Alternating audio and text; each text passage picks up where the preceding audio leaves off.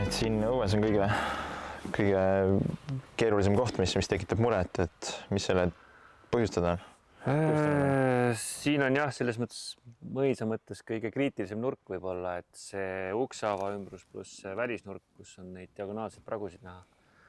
Et suure tõenäosusega on siin nagu erinevate põhjuste kombinatsiooniga tegemist, et on puudulik vihmaveesüsteem on ju ja võib-olla kaldetoone ümber, et vesi pääseb siia vundamendi sokli alla ja nõrgestab seda maapinda ja sellepärast on need vajumid tekkinud, et aga selline asi läheb ära siit, eks ole? No see on niikuinii lahti, et selle võib selles mõttes ära võtta, jah.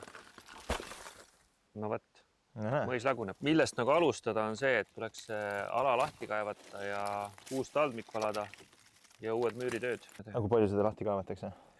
No ikka nii, et vundamendi taldmikuni ligi pääseks, et äravajumise põhjus nagu avada. Aga õnneks on see kivi kõik see enamasti taaskasutatav.